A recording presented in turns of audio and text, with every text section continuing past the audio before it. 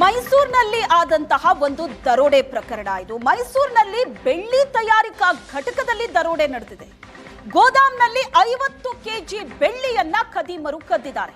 ಮೈಸೂರಿನ ಹೆಬ್ಬಾಳ ಕೈಗಾರಿಕಾ ಪ್ರದೇಶದಲ್ಲಿ ಆದಂತಹ ದರೋಡೆ ಇದು. ಮೂವ್ಮೆಂಟ್ಸ್ ಹೆಸರಿನ ಬೆಳ್ಳಿ ಗೋದಾಮು, ಅಲ್ಲಿ ದರೋಡೆ ಆಗಿರೋದು. 50 ಕೆಜಿ ಬೆಳ್ಳಿಯನ್ನ ಕದ್ದಿದ್ದಾರೆ ಖದೀಮರು. ಮೈಸೂರಿನ ಹೆಬ್ಬಾಳ ಕೈಗಾರಿಕಾ ಪ್ರದೇಶದಲ್ಲಿ ನಡೆದಂತಹ ದರೋಡೆ ಇದು. ಸೆಕ್ಯೂರಿಟಿಗಳಿಗೆ ಗನ್ ತೋರಿಸಿ ಬೆಳ್ಳಿ ಕಳ್ಳತನ ಮಾಡಿದ್ದಾರೆ. ಗೋದಾಮಿನಲ್ಲಿ ಒಟ್ಟು 500 ಕೆಜಿ ಕಚ್ಚಾ ಬೆಳ್ಳಿ ಇತ್ತು. 500 ಕೆಜಿ ಕಚ್ಚಾ ಬೆಳ್ಳಿ ಇತ್ತು. 50 ಕೆಜಿ ಬೆಳ್ಳಿಯನ್ನ ಖದೀಮರು ಕದ್ದಿದ್ದಾರೆ. ಸೆಕ್ಯೂರಿಟಿಗಳನ್ನ ಕಟ್ ಹಾಕಿ ಅವರ ಬಾಯಿಗೆ ಬಟ್ಟೆ ತುರುಕಿ ದರೋಡೆ ಮಾಡಿದ್ದಾರೆ. ಸೆಕ್ಯೂರಿಟಿಗಳ ಮೊಬೈಲ್ ಅನ್ನ ಕಸ್ಕೊಂಡು ಪರಾರಿಯಾಗಿದ್ದಾರೆ. ಲಾಕರ್ ಒಡೆಯೋದಕ್ಕೆ ಸಾಧ್ಯವಾಗದೆ ಬೆಳ್ಳಿ ಬಿಟ್ಟು ಎಸ್ಕೇಪ್ ಆಗಿದ್ದಾರೆ. ಕಾರ್ನಲ್ಲಿ ಬಂದಂತಹ ಮೂವರು ದರೋಡೆ ಮಾಡಿದ್ದಾರೆ. ದರೋಡೆ ಮಾಡಿ ಸಿಸಿಟಿವಿ ಸಿಡಿಆರ್ ಅನ್ನ ಕದ್ದೊಯ್ದಿದ್ದಾರೆ ಕಳ್ಳರು. ಮೈಸೂರಿನ ಹೆಬ್ಬಾಳ ಕೈಗಾರಿಕಾ ಪ್ರದೇಶದಲ್ಲಿ ಭಾರಿ ಪ್ರಮಾಣದ ಬೆಳ್ಳಿಯನ್ನ ಕಳ್ಳತನ ಮಾಡಲಾಗಿದೆ. ಏನು ಮೈಸೂರಿನ ಹೆಬ್ಬಾಳು ಕೈಗಾರಿಕಾ ಪ್ರದೇಶದಲ್ಲಿ ಇರತಕ್ಕಂಥ ಬೆಳ್ಳಿ ಆಭರಣಗಳ ತಯಾರಿಕಾ ಘಟಕದ ಮೇಲೆ 3 ಜನ ಕಳ್ಳರು ದಾಳಿಯನ್ನ ಮಾಡಿರ್ತಕ್ಕಂಥದ್ದು. ದಾಳಿಯಲ್ಲಿ ಸುಮಾರು 30 ಕೆಜಿಗೂ ಅಧಿಕ ಬೆಳ್ಳಿಯನ್ನ ಕಳ್ಳತನ ಮಾಡಲಾಗಿದೆ ಅಂತ ಸದ್ಯಕ್ಕೆ ಹೇಳಲಾಗ್ತಾ ಇರ್ತಕ್ಕಂಥದ್ದು. ನಾನೀಗ ಆ ಒಂದು ಘಟನಾ ಸ್ಥಳದಲ್ಲಿದ್ದೀನಿ. ಏನು ಹೆಬ್ಬಾಳು ಕೈಗಾರಿಕಾ ಪ್ರದೇಶದಲ್ಲಿ ಇರತಕ್ಕಂತಹ ಮೊಮೆಂಟ್ಸ್ ಅನ್ನುವಂತಹ ಒಂದು ಕಾರ್ಖಾನೆ ಏನಿದೆ, ಆ ಒಂದು ಕಾರ್ಖಾನೆಯಲ್ಲಿ ಇಂಥದ್ದೊಂದು ಘಟನೆ ನಡೆದಿರ್ತಕ್ಕಂಥದ್ದು. ರಾತ್ರಿ ವೇಳೆಯಲ್ಲಿ 2 ಸೆಕ್ಯೂರಿಟಿಗಳು ಗಸ್ತು ಇದ್ದಂತ ಸಂದರ್ಭದಲ್ಲಿ 3 ಜನ ಕಳ್ಳರ ತಂಡ ಈ ಒಂದು ಕಟ್ಟಡಕ್ಕೆ ದಾಳಿಯನ್ನ ಮಾಡಿ ಸುಮಾರು 4 ಗಂಟೆಗಳ ಕಾಲ ಕಟ್ಟಡದ ಒಳಭಾಗದಲ್ಲಿ ಕಾರ್ಯಾಚರಣೆಯನ್ನ ಮಾಡಿ ಸುಮಾರು 30 ಕೆಜಿಯಷ್ಟು ಬೆಳ್ಳಿಯನ್ನ ಕದ್ದೊಯ್ದಿದ್ದಾರೆ ಅನ್ನೋದು ಈಗ ಪ್ರಾಥಮಿಕ ತನಿಖೆಯಲ್ಲಿ ಗೊತ್ತಾಗ್ತಾ ಇರ್ತಕ್ಕಂಥದ್ದು. ಇನ್ನು ಕೂಡ ಪೊಲೀಸರ ತನಿಖೆ ಮುಂದುವರೆದಿದೆ.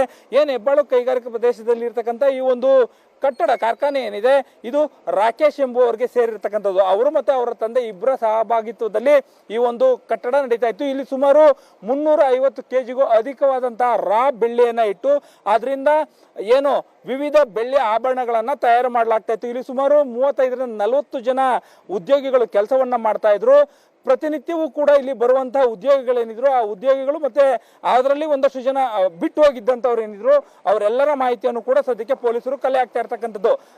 ಮಧ್ಯರಾತ್ರಿ 1:30 ಸುಮಾರಿಗೆ ಕ್ರೆಟಾ ಕಾರ್ನಲ್ಲಿ ಬಂದಿರತಕ್ಕಂಥ 3 ಕಳ್ಳರೇನಿದ್ದಾರೆ, ಮುಸುಕುದಾರಿಗಳು, ಇಲ್ಲಿ ಸೆಕ್ಯೂರಿಟಿಯನ್ನ ಮಾಡ್ತಾ ಇದ್ದಂತಹ 2 ಸೆಕ್ಯೂರಿಟಿ ಗಾರ್ಡ್ಗಳನ್ನ ಕಟ್ಟಿ ಹಾಕಿ ನಂತರದಲ್ಲಿ ಕಳ್ಳತನವನ್ನ ಮಾಡಿರ್ತಕ್ಕಂಥದ್ದು. ಸದ್ಯಕ್ಕೆ ಏನು ಲಾಕರ್ನಲ್ಲಿ ಇದ್ದಂತಹ ಬೆಳ್ಳಿ ಸೇಫ್ ಆಗಿದೆ ಅಂತ ಹೇಳಲಾಗ್ತಾ ಇದೆ. ಉಳಿದಂತೆ ಒಂದಷ್ಟು ಬೆಳ್ಳಿಯನ್ನ ಕೂಡ ಕದ್ದೊಯ್ದಿದ್ದಾರೆ. ಇನ್ನು ಘಟನೆ ನಡೆದಾದ ನಂತರದಲ್ಲಿ ಪೊಲೀಸರು ಕೂಡ ಬಂದು ಏನು ಶ್ವಾನದಳ ಇರ್ಬೋದು, ಬೆರಳಚ್ಚು ತಜ್ಞರು ಇರ್ಬೋದು, ಎಲ್ಲರೂ ಕೂಡ ತನಿಖೆಯನ್ನು ಮುಂದುವರಿಸಿದ್ದಾರೆ. ಮತ್ತೆ ಸೆಕ್ಯೂರಿಟಿ ಗಾರ್ಡ್ಗಳ ವಿಚಾರಣೆ ಕೂಡ ಮುಂದುವರೆದಿರ್ತಕ್ಕಂಥದ್ದು.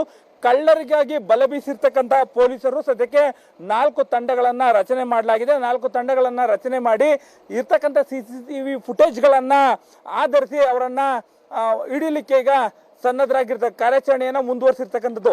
ಈಗಷ್ಟೇ ಕೂಡ ಕೆಲವು ದಿನಗಳ ಹಿಂದೆ ಅಷ್ಟೇ ಕೂಡ ಮೈಸೂರಿನಲ್ಲಿ ಏನು ಡ್ರಗ್ಸ್ ನ ತಯಾರು ಮಾಡುವಂತಹ ಘಟಕದ ಮೇಲೆ ಕೂಡ ದಾಳಿಯಾಗಿತ್ತು. ಜನ ಆಗ್ಲೂ ಕೂಡ ಬೆಚ್ಚಿ ಬಿದ್ದಿದ್ರು. ಈಗ ದೊಡ್ಡ ಮಟ್ಟದ ಕಳ್ಳತನ ಒಂದಕ್ಕೆ ಕೈ ಹಾಕಿರ್ತಕ್ಕಂಥದ್ದು ಮೈಸೂರಿನ ಜನರಿಗೆ ಹೆಚ್ಚು ಆತಂಕವನ್ನ ತಂದೊಡ್ಡಿರ್ತಕ್ಕಂಥದ್ದಂತೂ ಸತ್ಯ. ಕ್ಯಾಮ್ರಾ ಪರ್ಸನ್ ನವೀನ್ ಜೊತೆ ಮಧು ಚಿಂಕ್ರುಳಿ, HNN ಸುವರ್ಣ ನ್ಯೂಸ್, ಮೈಸೂರು.